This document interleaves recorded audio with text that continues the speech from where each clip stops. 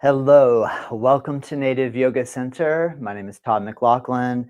Today, easy style jump back techniques for Ashtanga yoga. One of the things that I hear very commonly is students say, I'm unable to jump through and jump back. In our vinyasa, we see that we have this ability to kind of like jump and jump through and come into the pose and jump back. But as a new practitioner, that stuff can be really challenging. So let me give you a couple of tips, tricks, and ideas of how to make it really easy to do your jump back and jump through in Ashtanga yoga. One of the classic, easiest ways to get started is to do the swivel technique. In the swivel technique, you start it seated, you swivel to one side or the other, you come onto your hands and your knees. Now here, there's a whole host of options of what you can do because we have chaturanga, up dog, down dog. So chaturanga can be holding on hands and knees. Up dog can be a cow pose. Down dog can be a cat pose. And then to jump through, you'll just come a little forward with one knee or the other, swivel around, bring your legs in front of you, and you're right back where you started. So it would look like, for example, Desha, inhale up, exhale, jump back, inhale, up face dog, exhale, down face dog, inhale, jump through, seated position. Then you come right into your pose, like say Janu Shirshasana A, Ashto, inhale, exhale. Okay, so then the vinyasa, swivel around to one side or the other, jump back, lower down, inhale, up dog, exhale, down dog, inhale, jump through, come back to seated. Now an even easier option, skip the whole jumping back part. Inhale, pick it up, exhale, jump back, inhale, up dog with a flat spine, exhale, down dog, inhale, jump through. And this way you're still working a little bit of core strength by engaging bandhas and coming into a balanced position, doing a little bit of spinal movement if that's optional, if that's possible for you. And then you're right back seated. That's the easy. Then we have the cat-cow style. Now another way to go, this is probably the next level of challenge. So the big one here, watch what I do. I'm going to cross my legs, roll over the feet, and just come onto the hands and the knees. And then coming back, you just cross your legs, you roll back. Now the main thing, some folks with their knees, they go to come forward, the knees don't go down anymore. So it's not possible to be able to bring the knees down and roll over the bone. Because what we'll notice is that one shin bone is on the bottom. So to come forward, we have to lean on top of that one bone that's on the bottom, the tibia, fibula that's down the underneath. So if that hurts your knee to do that or you have pain, I don't recommend do it because if you're going to do something over and over and it hurts every time, that might lead to injury. So now there also is the perspective, if you do it over and over, your body will open up. You just have to have enough sensitivity to figure out if that's happening, which side of the coin you're landing on when you do it. I recommend when you start practicing, do in a way that doesn't hurt. And then from there, you can add pressure and pain points or pressure points and let the body open gradually. All right, so on that note, if we come back through and we try that full technique all the way through, what we can do is cross, you lean forward. Now, chaturanga. One way to learn chaturanga, watch what I do here. I'm going from the cow-cat position to just bringing the body so it's parallel. My knees are on the floor. I'm going to bend my elbows a little bit and then just come right up into an upward dog. You put your knees down, you pull your hips back, you curl your toes under, you push down, and you create the downward facing dog.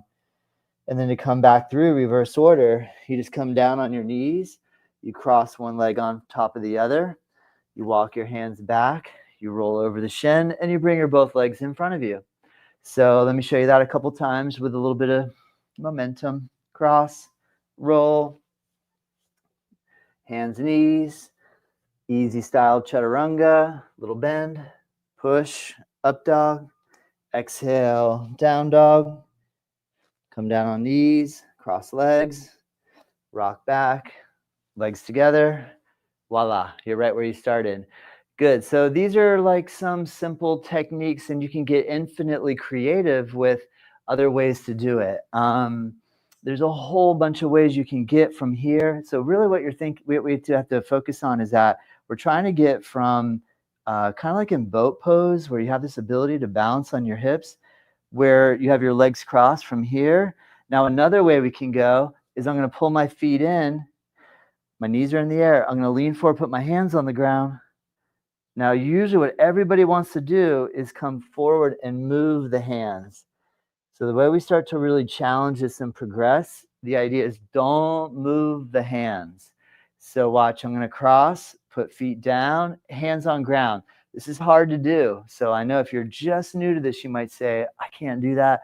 Well, that's okay. I just want to show you anyway. Watch, you cross, you push down, you lift.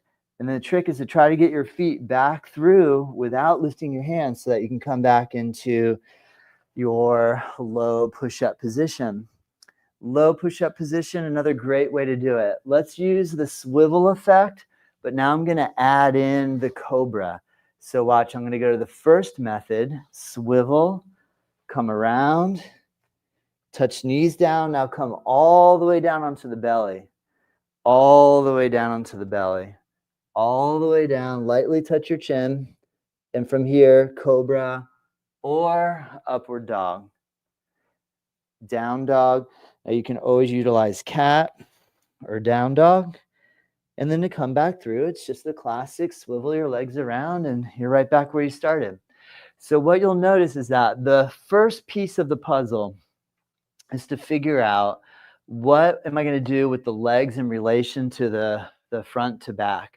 So I'm either going to go with the swivel effect, or I'm going to go with the cross leg roll effect.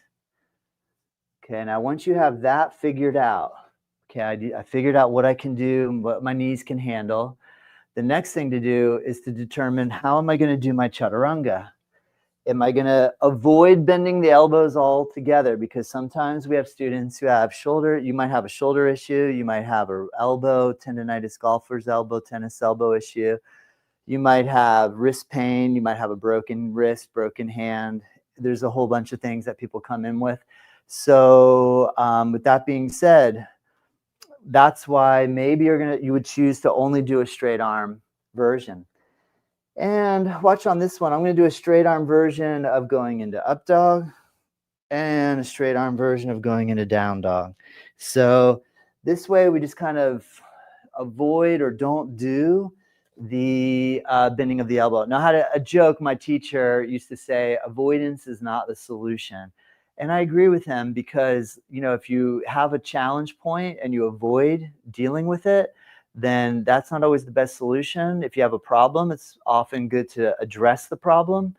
But that's what we're doing. Right now we're going to address the problem. If I have a problem shoulder, I'm going to address the problem by figuring out a way to put a little bit of pressure on it without flaring it up, without increasing the inflammation in that particular area. So it's a very simple formula. All right, but in terms of the chaturanga, there's so many different things that you can do. So yeah, so I pointed out you can do the cow-cat version. The other way is to keep your knees on the floor. I brought my hands forward. I'm going to bend my elbows into a little mini version. The other version is to come all the way down onto your belly first. And then the next one would be to start attempting to do the full version, which will start in the high push-up and can begin with just a little elbow bend, and then coming into the up dog and coming into the down dog, and eventually coming into the full chaturanga and pushing into the up dog and pressing into the down dog. David Swenson has a cool style of sometimes coming down to chaturanga, going into up dog, coming into chaturanga, pushing, coming into down dog. But that's like when you're wanting an intense workout and you want to get your arms real buffed out and strong and do a bunch of push-ups. So what I'm trying to point out here is that there are many, many, many ways to get from point A to point B. Figure out how you can get from A to B. Build that. Do it over and over again. You're going to get strong It's going to get open. It's going to heal. Add a little more pressure when it's appropriate. Take pressure off when it's appropriate. This is key. And I hope this helps. If you have any questions, leave them in the comments. Questions, all that I'm happy to answer. And check us out on our website, nativeyogacenter.com. And if you are watching this on YouTube, subscribe, hit the notification button. And every time I put a new video out, every Thursday, 11:30 a.m. and 12 p.m. Eastern, and every Friday at 7 a.m. Eastern, I release a podcast. And that should get you going. All right. I hope you enjoyed. Have a great day. Namaste.